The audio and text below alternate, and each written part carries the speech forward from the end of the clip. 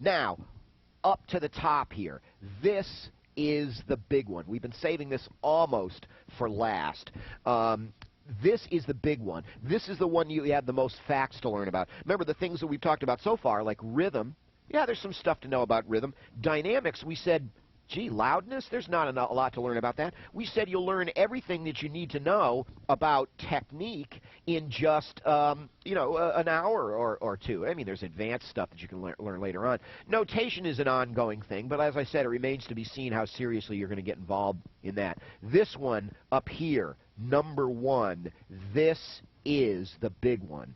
This is the one that you have the most facts to learn about. The good news is this is also the most fascinating area of music. This is the one that most people are so confused about that they don't even understand that this is what they're confused about.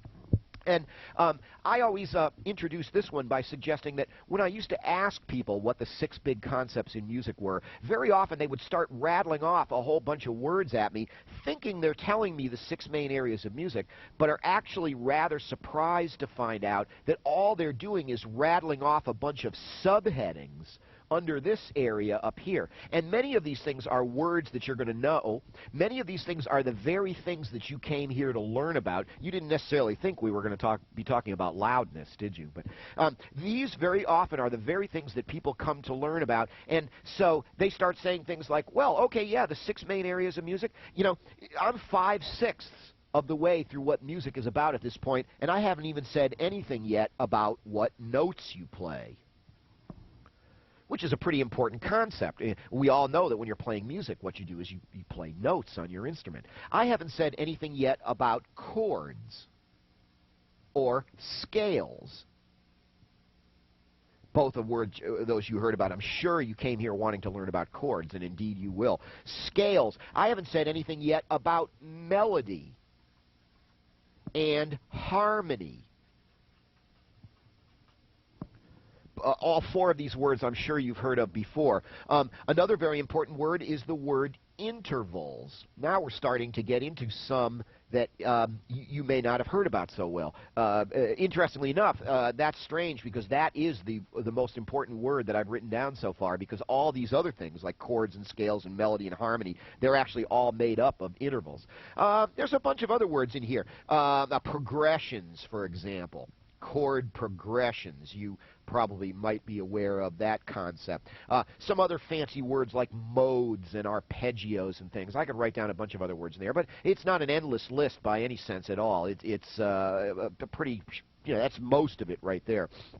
And people go, well, aren't those the 6 main areas of music? And I go, no, actually, they're all subheadings under this huge word over here, which you're also going to know, but you might not have ever seen the relationship this way. They might not have ever quite framed it for you this way. If you ask me, all this stuff is about pitch. Now, you've heard that word before, right? What does the word pitch mean to you?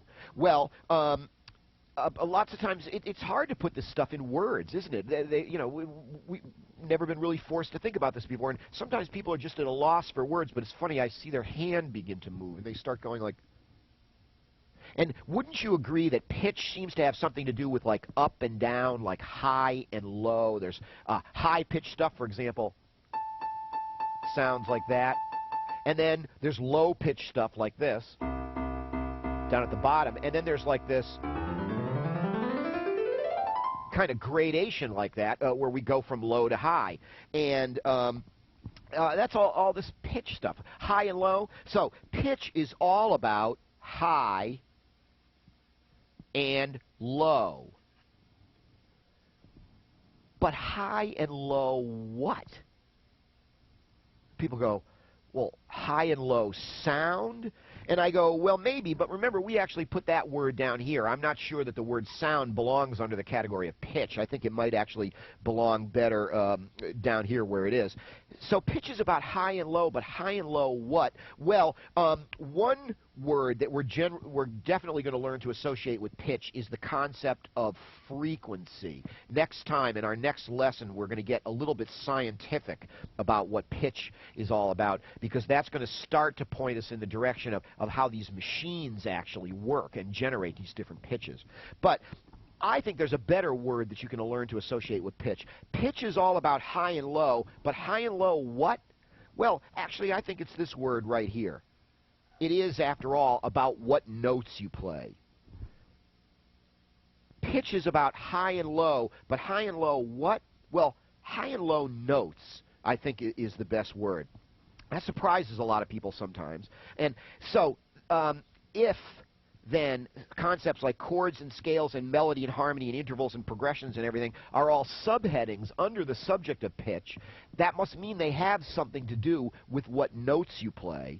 And my basic way of thinking of them is these are just all different sorts of patterns.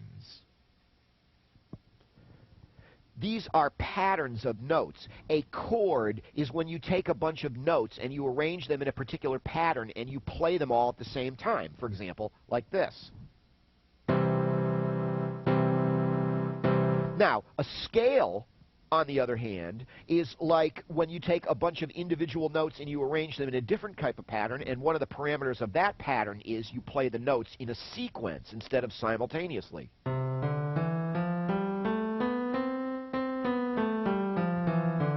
And another kind of language analogy to this is then, if music is a language, then these different patterns are in a sense very much like words. And music as a language, oh, excuse me, music as a language has an alphabet. And we'll be talking about that next time, too.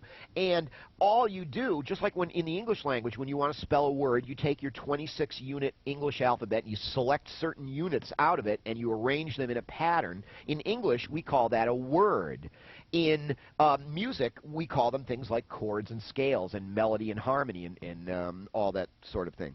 So we've done a lot of talking about pitch. We have a lot more talking to do about pitch. But it all comes down to one simple question that you have to ask yourself at the end of the song. Particularly if you think that the operative word is, it's all about what notes you play. Then, of course, at the end of the song, you've got to ask yourself, gee, did I play?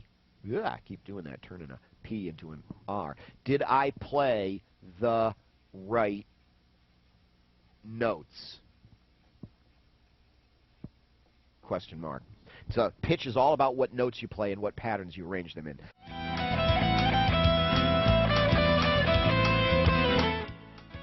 Hi, I'm Scotty West, creator of the Absolutely Understand Guitar Video Home Study Program. Hey, thanks for all the positive feedback on our video guitar lessons. We're now uploading new lessons right from our DVD Home Study Program. Each lesson is 70 minutes long, but we've chopped them up into 10-minute chapters to fit on YouTube, so each lesson will have 7 chapters. It's critical that you watch these chapters in order. Make sure you start with Lesson 1, Chapter 1, then move to Lesson 1, Chapter 2, etc. When you've finished all the chapters for Lesson 1, then move on to Lesson 2. Hey, some of this stuff you might already know, and some of it's a little dry. You're going to wonder, do I really need to know this stuff? The answer is yes. Each one of these chapters contains little gems of information that nobody's told you yet, and these are the missing pieces that are preventing you from seeing the big picture. Don't cheat yourself out of these valuable realizations. Stick with the program. Also, consider our complete DVD home study program. Our high-resolution DVD video is much better than these fuzzy little YouTube clips, and you'll also get all our cool printed material, too. So good luck with your music and enjoy the lessons.